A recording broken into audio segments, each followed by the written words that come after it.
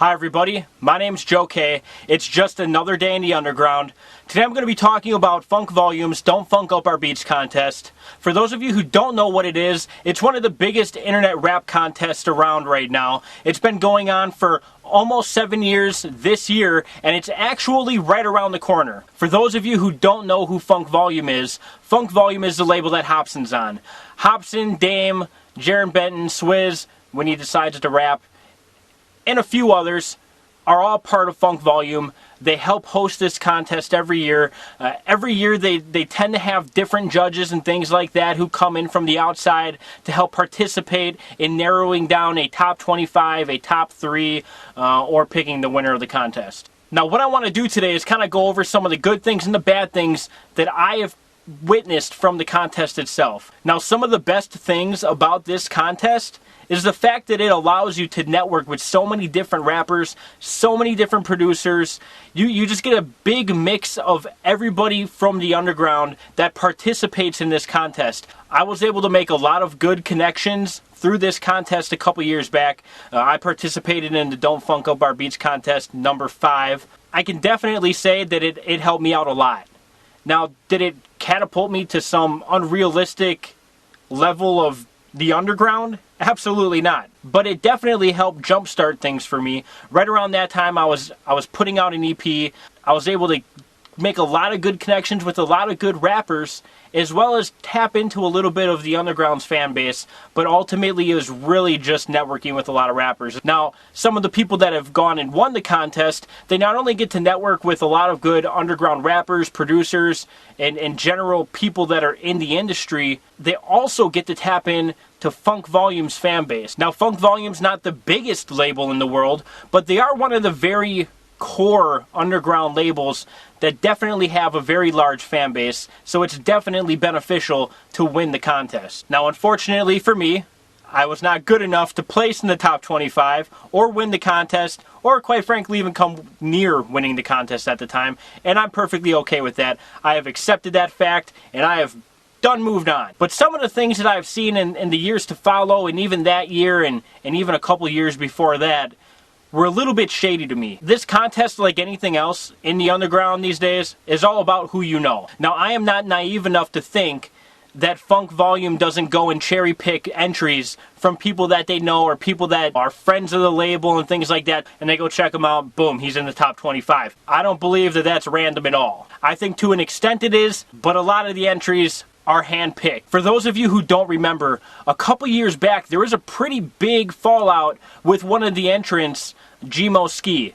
Now at the time he had come out with his entry. It was his second entry. He had entered, I believe, the year before that. He came out, everybody liked his video. He even had Hopsin give his friends a call like, hey man, your friend's awesome, like I definitely want to get in contact with him. He gets in contact with Ski. He's on the phone with him. I can just imagine how excited Gmo is about it. He's going, dude, you're the sickest rapper alive. You had the best entry by far. Like, man, your stuff is so good. If you need anything from me, if you need beats, if you need studio time, if you need my do-rag, my skateboard, my famous shirt, if you need anything from me, I'm here, bro.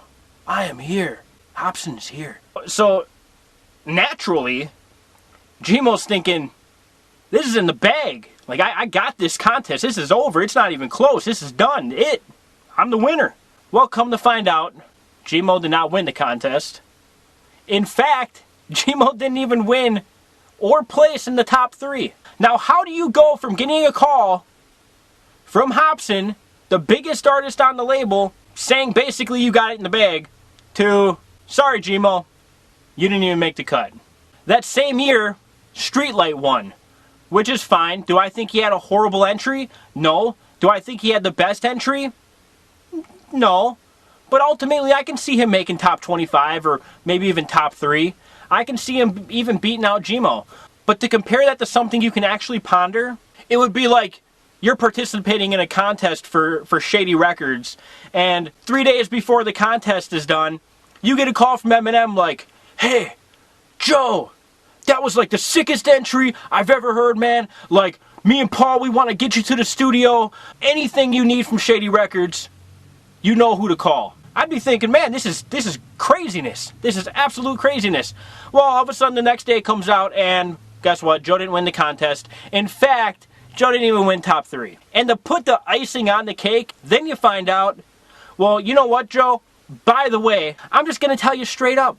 Eminem was the only one to vote for you. Nobody else did. Because that's exactly what happened. Dame gets in contact with Gmo and says, hey, sorry man, but everybody on the label didn't vote for you. They all voted for somebody else. Hopsin was really the only one pulling for you. So that's why you didn't place. Sorry, not sorry. Well, what kind of crazy crap is going on over there? Ultimately, I think it was a publicity thing. I think they knew it was going to blow up tenfold by not making Gmo place in the contest and by placing somebody else in first, or the top 3 for that matter. Gmo ended up getting over it. He moved on with life. I unfortunately didn't. You know who should have won that contest? Not Streetlight. Not Streetlight. This is who should have won that contest. That's right. The banana. The banana should have won the frickin' contest. I mean, what would you rather look at? This? Or this? You tell me. The next year came around, and I don't know if any of you remember, but right around the time that Hopsin was putting out this contest and Funk Volume was putting out this contest, Hopsin just had a complete freaking meltdown on Twitter. Dude was just, he was going nuts. He was going nuts. He was going absolutely crazy. You know, these are some of the things that he said. Can you believe this? Can you even believe this? It's absolutely crazy to me. I mean, dude's basically just crapping on all of his fans. Fine. It happens. We all get feels once in a while, I guess. And I know, Hopsin, you've had it really rough. I saw that video of you getting beat up at the gas station. It was absolutely horrible. And we will never forget. Moment of silence.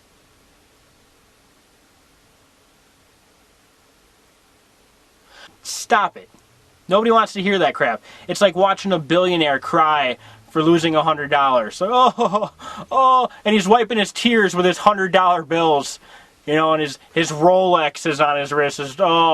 Drizzling the tears down his arm. Give me a break. Now back to the topic at hand.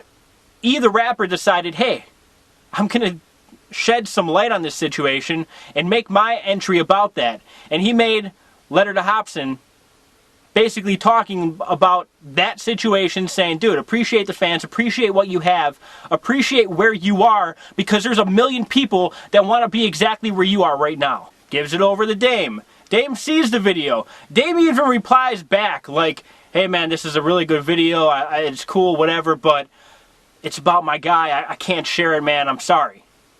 Basically disqualifying E from the get-go.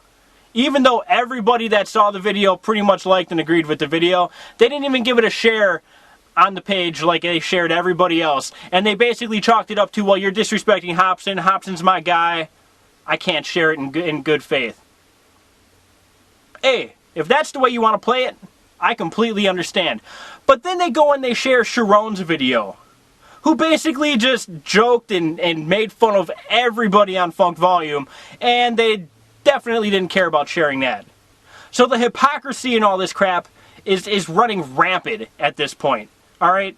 And then they narrow this all down. They get to the top 25. Of course E doesn't go on there. Of course he doesn't win. But then there's, I swear to God, they had half the state of Rhode Island in there. I mean, they had all 25 members of Grind Mode Cypher, you know, everyone of Passionate MC's friends in there. I mean, give me a break.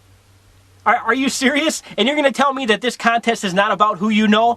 Nah, it's all about who you know. Because it doesn't take a rocket scientist to connect the dots of this equation you guys got going on here. This is about all the people that enter this contest with the expectation that there's going to be some kind of fairness along the way, that there's going to be some kind of transparency throughout the way, and everyone just gets a giant dump laid on their head. And then you got people like PFV who enter, who don't even place top 25, and you got some of the crappiest entries I've ever seen placing in there. How does that even make sense to me? Do not tell me that you did not see his entry, because it was one of the best quality, video and sound quality, and bars. I'm not saying he should have won. I'm not saying he was the best entry, but I'm saying he was one of the best ones, and he didn't even place top 25. I don't know what to think about the contest anymore. I think that the fact that they want to charge $7.99 for a beat that completely sucks every single year they throw up the crappiest beats and they sell them for $7.99, and they get 2,500 people to download them, pay for them, and rap over them. Genius move for marketing, horrible for the contest entries. Ugh. Bad. Poop. There's no other way to put it. With the exception of one or two, of course. There's always exceptions to anything. Ultimately, what I'm saying is, the Don't Funk Up Our Beats contest, it's a great networking opportunity, but ultimately, it's all going to be somebody that knows somebody that knows somebody that knows somebody that knows Hopsin. That's ultimately what's going to happen. I have absolutely no faith in the contest, especially after seeing 25 people from Rhode Island in there. Hey, nothing against them, great rappers, but there were a lot of entries, thousands of entries. Don't tell me that you needed 18 people from Rhode Island in your top 25. Cut that crap out. Guys, thank you all for watching. My name's Joe K. It's just another day in the underground. Please feel free to like this video, share this video. If you have any ideas for future vlogs, please feel free to comment them below. I always look forward to your guys' suggestions. Thanks for watching.